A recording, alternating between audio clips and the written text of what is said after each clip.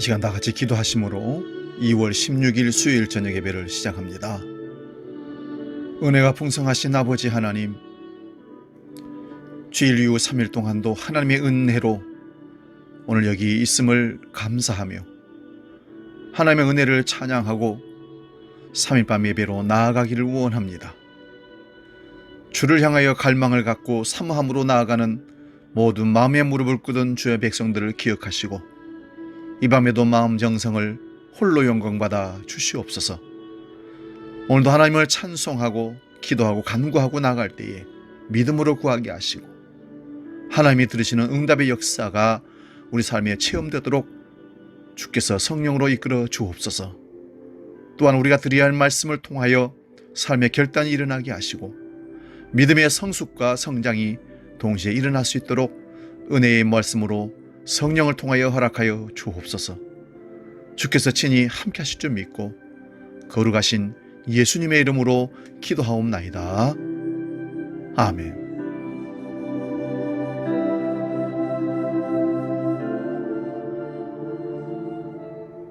찬송가 406장 고난 내 영혼 편히 쉴 곳과 함께 찬송합니다.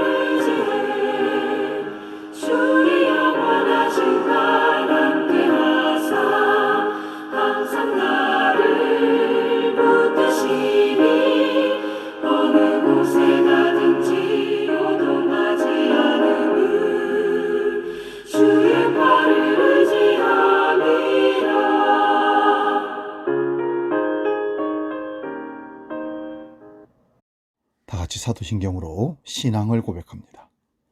나는 전능하신 아버지 하나님, 천지의 창조주를 믿습니다. 나는 그의 유일하신 아들 우리 주 예수 그리스도를 믿습니다.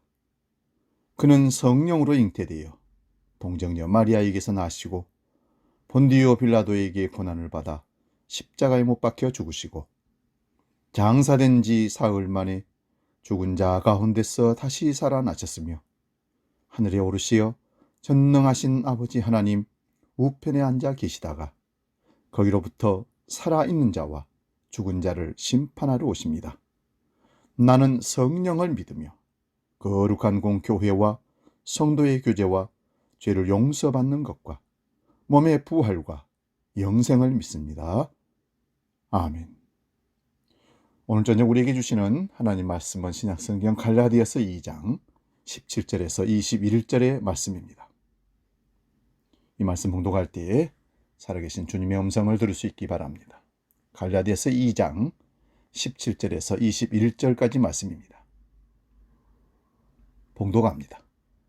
만일 우리가 그리스도 안에서 의롭게 되려 하다가 죄인으로 드러나면 그리스도께서 죄를 짓게 하는 자냐? 결코 그럴 수 없느니라. 만일 내가 헐었던 것을 다시 세우면 내가 나를 범법한 자로 만드는 것이니라. 내가 율법으로 말미암아 율법에 대하여 죽었나니 이는 하나님에 대하여 살려 함이라. 내가 그리스도와 함께 십자가에 못 박혔나니 그런즉 이제는 내가 사는 것이 아니요 오직 내 안에 그리스도께서 사시는 것이라. 이제 내가 육체 가운데 사는 것은 나를 사랑하사 나를 위하여 자기 자신을 버리신 하나님의 아들을 믿는 믿음 안에서 사는 것이라. 내가 하나님의 은혜를 피하지 아니하노니 만일 의롭게 되는 것이 율법으로 말미암으면 그리스도께서 헛되이 죽으셨느니라. 아멘. 오늘 봉독한 말씀으로 갈라디아서 강의 7번째 믿음 안에서 사는 것, 이런 제목으로 말씀을 상고하고 은혜를 나눕니다. 믿음 안에서 사는 것. 우리는 지난주에 사람이 의롭게 되는 것은 오직 믿음으로만 의롭게 된다는 말씀을 살펴보았습니다.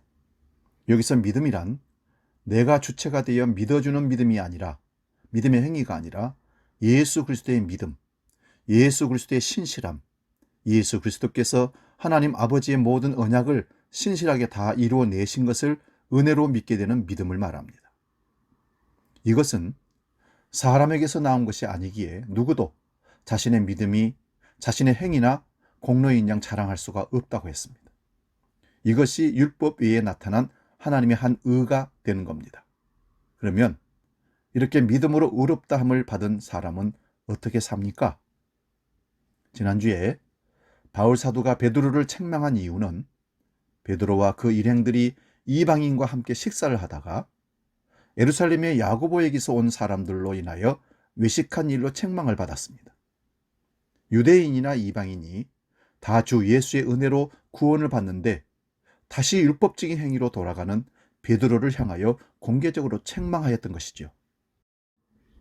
그러므로 사람이 율법적인 행위로서 의롭다함을 받을 수가 없고 오직 예수 그리스도를 믿음으로 의롭다함을 받는 이 복음을 허물게 되는 것이라고 책망한 것입니다.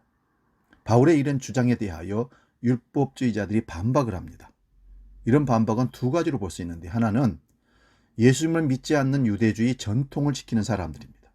이들은 바울이 복음 전하는 곳마다 따라다니면서 핍박을 합니다. 다른 하나는 예수님을 믿는 유대인들입니다. 예수님을 믿지만 율법도 지켜야 한다는 사람들입니다. 이런 자들은 요즘 신학자들의 용어를 빌리면 신율주의자라고 합니다. 신율주의자. 예수님을 믿어도 율법을 지켜야 한다는 것입니다. 그러므로 구원은 믿음으로 얻지만 예수 믿는 사람들이 살아갈 때에 율법은 생활의 규범으로 여긴다고 합니다. 그렇다고 율법을 다 지키는 것은 아니라고 합니다. 그들은 제사법과 유대인의 시민법은 지키지 않아도 되지만 도덕법이라고 하는 10계명은 지켜야 한다고 합니다. 성경은 이렇게 분류하지 않았지만 신학자들이 그렇게 합니다. 이런 것도 염두에 두고 우리 본문을 봅니다. 본문 17절을 봅니다. 만일 우리가 그리스도 안에서 의롭게 되려고 하다가 죄인으로 드러나면 그리스도께서 죄를 짓게 하는 거냐고 반문합니다. 이런 반문은 어떤 공격이 있었기에 하는 것입니까? 예수 그리스도 안에서 의롭다함을 얻는 것은 율법의 행위가 아니고 오직 예수 그리스도를 믿음으로 의롭다함을 받는 것입니다. 그런데 그런 믿음으로 인하여 율법에서 금하고 있는 이방인과의 식사를 하는 것은 죄가 아니냐 하는 것입니다. 이뿐 아니라 율법에서 하라고 하는 할례를 행하지 않는 것도 죄가 아니냐고 하는 것입니다. 이런 공격이 있었습니다. 이러한 공격에 대하여 그러면 믿음으로 의롭다함을 얻게 하시는 예수님이 죄를 짓게 하느냐고 반문 질문하면서 18절에서 만약 내가 헐었던 것을 다시 세우면 내가 나를 범법한 자로 만드는 것이라고 합니다. 즉 예수님께서 십자가에서 다 이루었다 하신 것은 하나님의 모든 언약을 다 이루어내신 것입니다. 그 십자가에서 율법의 저주를 다 받아내신 것이 예수님입니다. 그러므로 이제 예수 그리스도를 믿음으로 율법의 저주에서 해방이 된 것입니다. 그래서 율법은 완성이 되었습니다. 율법의 요구가 예수 그리스도 안에 있는 자들에게는 더 이상 주장할 수가 없게 되었습니다. 그런데 다시 율법의 요구를 주장한다면 내가 범법자가 된다는 것입니다. 로마서 7장 1절에서 9절 말씀 봅니다. 형제들아 내가 법 아는 자들에게 말하노니 너희는 그 법이 사람이 살 동안만 그를 주관하는 줄 알지 못하느냐. 남편이 있는 여인이 그 남편 생전에는 법으로 그에게 매인 바 되나 만일 그 남편이 죽으면 남편의 법에서 벗어나느니라. 그러므로 만일 그 남편 생전에 다른 남자에게 가면 음녀라. 그러나 만일 남편이 죽으면 그 법에서 자유롭게 되나니 다른 남자에게 갈지라도 음녀가 되지 아니하느니라. 그러므로 내 형제들아 너희도 그리스도의 몸으로 말미암아 율법에 대하여 죽임을 당하였으니 이는 다른 이 곧 죽은 자 가운데서 살아나신 이에게 가서 우리가 하나님을 위하여 열매를 맺게 하려 함이라. 우리가 육신에 있을 때에는 율법으로 말미암는 죄의 정욕이 우리 지체 중에서 역사하여 우리로 사망을 위하여 열매를 맺게 하였더니 이제는 우리가 얽매였던 것에 대하여 죽었으므로 율법에서 벗어났으니 그러므로 우리가 영의 새로운 것으로 섬길 것이요 율법 조문에 묵은 것으로 아니할지니라. 그런즉 우리가 무슨 말을 하리요? 율법이 죄냐? 그럴 수 없느니라. 율법으로 말미암지 않고는 내가 죄를 알지 못하였으니 곧 율법이 탐내지 말라 하지 아니하였더라면 내가 탐심을 알지 못하였으리라. 그러나 죄가 기회를 타서 계명으로 말미암아 내 속에서 온갖 탐심을 이루었나니 이는 율법이 없으면 죄가 죽은 것입니다. 전에 율법을 깨닫지 못했을 때에는 내가 살았더니 계명이 이르매 죄는 살아나고 나는 죽었도다. 사실 이 말씀은 8절까지 연결하여서 보아야 됩니다. 오늘 본문의 이해를 위하여 이 부분만 한번 읽었습니다. 법을 아는 자들이란 유대 율법에 전통한 자들을 말하지만 세상의 법도 마찬가지입니다. 남편이 살아있을 때에 다른 남자에게 가면 음녀가 되지만 남편이 죽었다면 남편의 법에서 벗어났기에 다른 남자에게 시집가더라도 음녀가 안 된다는 것입니다. 그러므로 예수 그리스도의 몸으로 말미암아 율법에 대하여 죽음을 당한 자들은 죽은 자 가운데서 살아나신 이에게 가서 함께 사는 것입니다. 이것이 믿음으로 사는 것이라는 말입니다. 전에 율법을 지키며 살 때가 육신에 있을 때라고 말합니다. 이때는 율법의 기능을 깨닫지 못했습니다. 예수님을 만나고 나니 율법이 무엇인지 알게 되었다는 말입니다. 율법은 죄가 무엇인지 알게 하여 우리는 죄 가운데 가두는 역할을 한 것임을 알아야 됩니다. 그래서 전에 육신에 있을 때에 법을 깨닫지 못했을 때 자신이 살아있다고 합니다. 자신이 산 자로서 율법을 지켜서 더욱 의인이 된다고 여긴 것입니다. 그런데 예수님을 만나고 율법을 깨닫고 나니 자신이 죽은 자임을 알았다는 것이죠. 율법이란 우리가 허물과 죄로 죽은 자임을 알게 하는 것입니다. 그러므로 율법은 예수 그리스도가 필요하다는 것을 알게 하는 몽학선생인데 오히려 율법을 지킨다고 여긴 그때에 예수님을 핍박하였다는 것을 이제 알았다는 것입니다. 그러면 이제 믿음 안에서 사는 것이 무엇입니까? 본문 19절을 봅니다. 내가 율법으로 말미암아 율법에 대하여 죽었나니 이는 하나님에 대하여 살려 함이라. 내가 율법에 대하여 죽었다고 합니다. 이것은 갈라디아서 2장 20절과 연결이 됩니다. 율법에 대하여 죽었다는 것은 그리스도와 함께 십자가에 못 박혀 죽었다는 말입니다. 예수님은 2000년 전에 십자가에 못 박혔는데 내가 어떻게 십자가에 함께 못 박힌 것입니까? 이것을 묵시와 역사라고 합니다. 우리는 시간과 공간이라는 역사 속에 갇혀 삽니다. 이런 우리를 시간과 공간을 창조하시고 시공을 초월하시는 묵시적인 인물인 예수님께서 믿는 자들이 자신과 함께 못 박혔다고 하면 그렇게 되는 것입니다. 이런 말씀을 세상의 합리적이고 이성적인 인간들이 어떻게 믿을 수가 있겠습니까? 물론 합리적이고 이성적이라는 그 인간들은 이 세상 신이 복음의 광채가 비추지 못하도록 막고 있으니까 그들은 믿음으로 사는 것이 아니라 자신의 행함으로 살고 있다는 것입니다.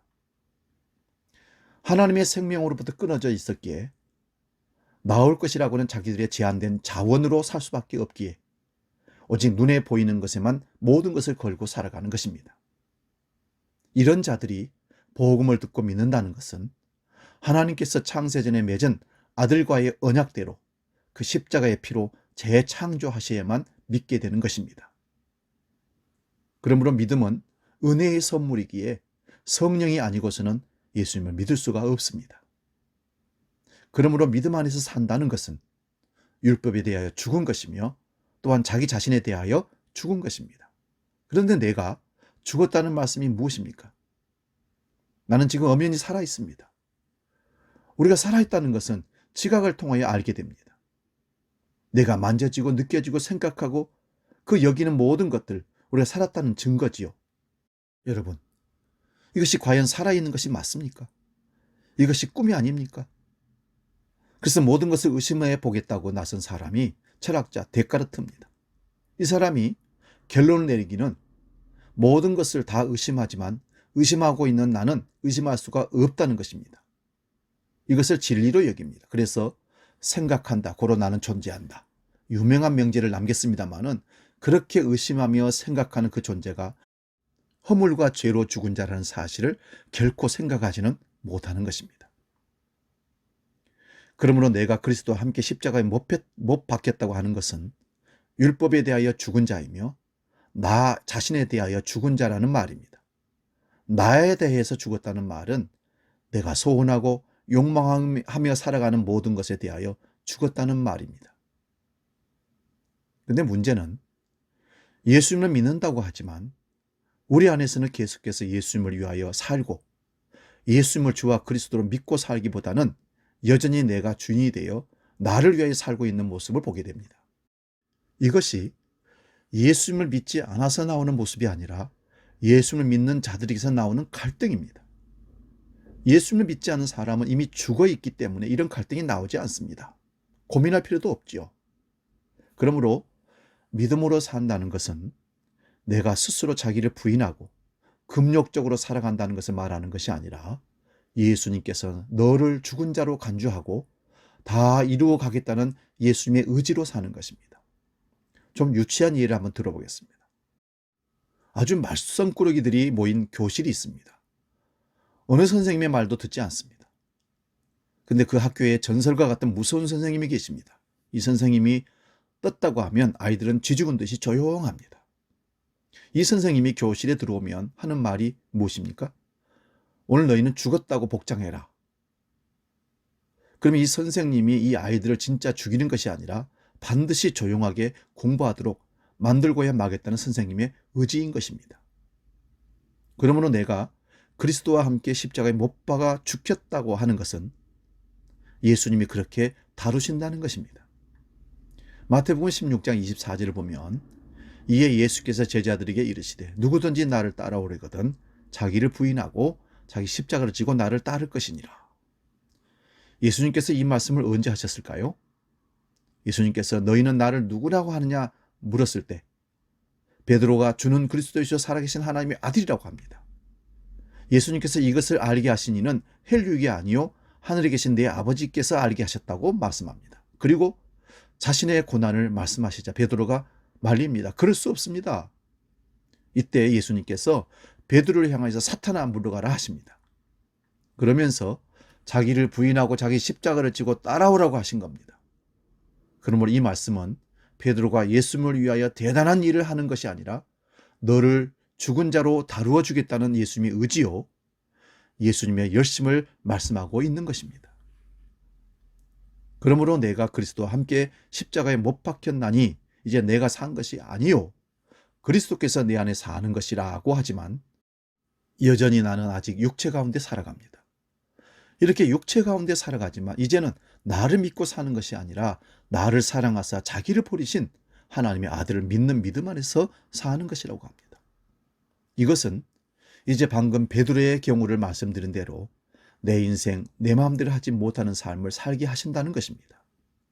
그래서 베드로가 젊어서는 자기가 스스로 띠를 띠고 다녔지만 늙어서는 남이 내게 떼 띄우고 네가 원하지 않는 곳으로 끌고 가리라. 요한복음 21장 18절에서 말씀합니다. 이것이 믿음 안에서 사는 것입니다. 그러면 바울사도는 어떻게 믿음 안에서 살았습니까? 갈라디아서 6장 14절을 세번역 성경으로 읽어드리겠습니다. 그런데 내게는 우리 주 예수 그리스도의 십자가 밖에는 자랑할 것이 아무것도 없습니다. 그리스도로 말미암아 내 쪽에서 보면 세상이 죽었고 세상 쪽에서 보면 내가 죽었습니다. 이것이 믿음 안에서 사는 모습입니다.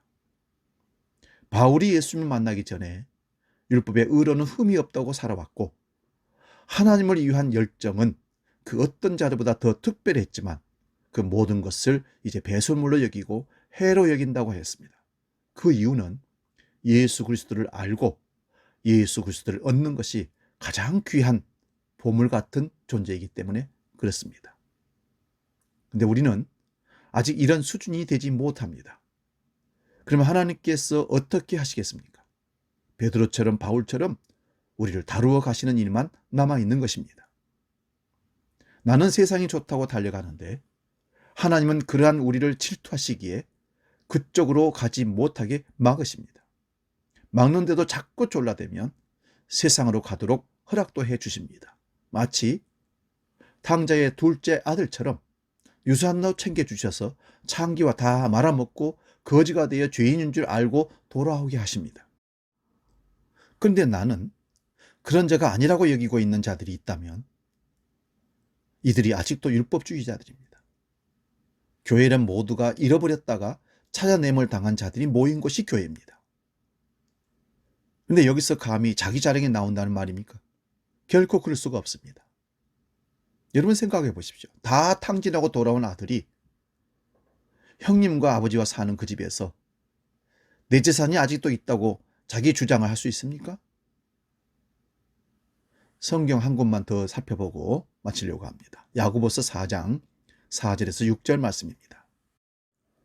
간음한 여인들아 세상과 벗된 것이 하나님과 원수됨을 알지 못하느냐? 그런즉 누구든지 세상과 벗이 되고자 하는 자는 스스로 하나님과 원수되는 것이니라.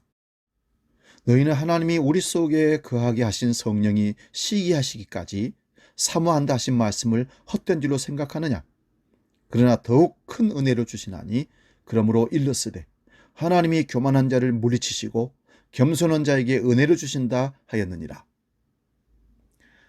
여기 간음하는 여자는 여자만 말하는 것이 아니라 모든 사람들을 말하는 것입니다. 이 사람들이 다른 사람이 아니라 바로 오늘 저와 여러분들을 향한 말씀입니다. 세상과 벗이 되고자 하는 것이 하나님과 원수되는 길입니다. 그런데도 우리는 세상과 벗이 되려고 계속해서 뻗팅기고 나가니 하나님의 질투가 나는 것입니다. 누구 때문에 질투하십니까? 우리 안에 계신 그 영을 질투하시도록 그리워하시기에 은혜를 베푸십니다. 그 은혜가 나로 하여금 세상에 대하여 절망하게 하시고 최종적으로는 세상 자체도 불살라 버리십니다. 그러므로 믿음으로 산다는 것은 내가 죽은 자라는 것을 주님께서 확인시켜 주심을 당하며 사는 것이지요. 우리가 살아나서 우리가 행동하고 자랑하려고 하면 너 죽었어. 너는 죽은 자야. 너 없는 자야. 주님이 그렇게 계속해서 말씀을 선언하시는 겁니다. 율법에 대하여 죽은 자입니다. 그런데도 아주 조금만 다른 사람보다 나은 것이 있으면 그것으로 나는 저 사람보다 좀 잘해. 저 사람보다 좀 나아. 자랑하는 나로 인하여서 예수님이 죽으셨다는 것을 다시 확인시켜 주십니다. 죄에 대하여, 자아에 대하여, 자존심에 대하여, 이 세상에 대하여 우리가 죽은 자임을 날마다 확인시켜 나가는 과정이 믿음 안에서 사는 삶입니다. 그러므로 우리가 의롭게 되고 또한 믿음 안에서 사는 것이 우리 행위대로 된다면 그리스도께서 헛되이 죽으신 것입니다. 사랑하는 여러분, 우리는 끊임없이 그리스도 안에서 죽은 자여야 합니다. 죄에 대하여 우리는 이미 죽은 자입니다. 율법의 정죄로 말미암아 죽은 자입니다. 죽은 자들이 그리스도와 함께 살리심을 받고 오늘 우리가 여기 살고 있는 것은 하나님의 은혜로만 가능한 것입니다. 그러므로 우리는 이렇게 고백할 수 있는 겁니다. 내가 그리스도와 함께 십자가에 못 박혔나니 그런즉 이제는 내가 사는 것이 아니요 오직 내 안에 그리스도께서 사시는 것이라. 이제 내가 육체 가운데 사는 것은 나를 사랑하사 나를 위하여 자기를 버리신 하나님의 아들을 믿는 믿음 안에서 사는 것이라. 이것이 믿음 안에서 사는 정의입니다. 이 시간 우리 찬양 하나 하고 기도하고 마치겠습니다. 내가 그리스도와 함께 십자가에 못 박혔나니 복음 찬양하겠습니다.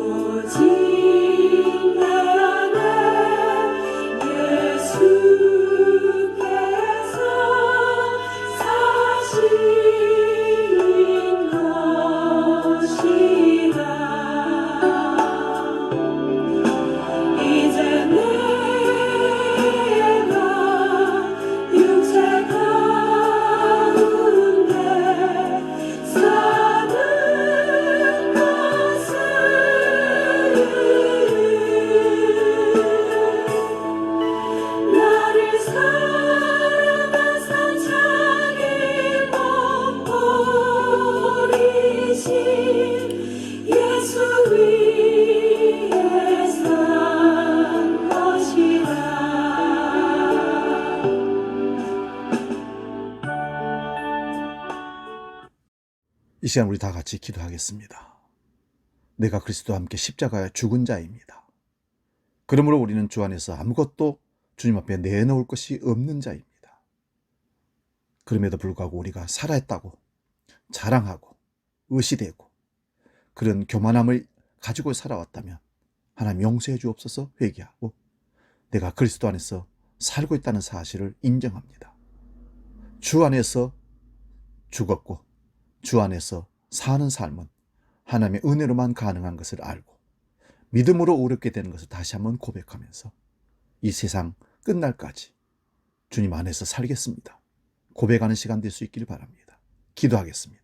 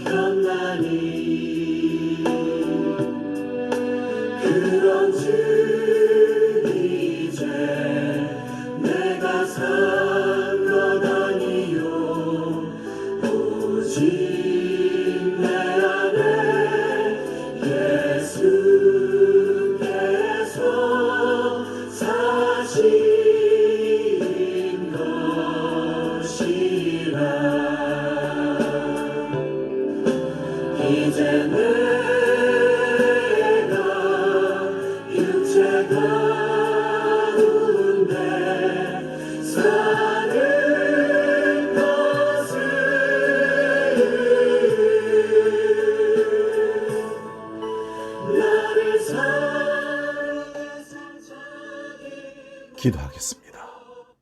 거룩하신 아버지, 믿음으로 산다함을 말씀을 통해서 깨닫게 하심을 감사합니다. 우리가 사는 것은 우리 의지와 힘과 능력과 지혜로 사는 것이 아니라 믿음으로 사는 삶인 것을 다시 한번 고백합니다. 결코 교만하지 않게 하시고 그리스도와 함께 십자가에 죽었고 그리스도와 함께 은혜 안에서 살고 그리스도가 주시는 믿음으로 이 땅을 살아간다는 사실을 깨닫고 겸손히 믿음으로 살 수 있도록 우리를 이끌어 주옵소서. 이제는 우리 주 예수 그리스도의 은혜와 아버지의 크신 사랑과 성령 하나님의 깨닫게 하시고 보호하시고 인도하신 크신 역사가 믿음으로 산다함을 제대로 깨닫고 믿음 안에서 살기로 결단하는 모든 믿음의 식구들 머리 위에 이제로 영원히 함께 하시기를 간절히 축원하옵나이다. 아멘.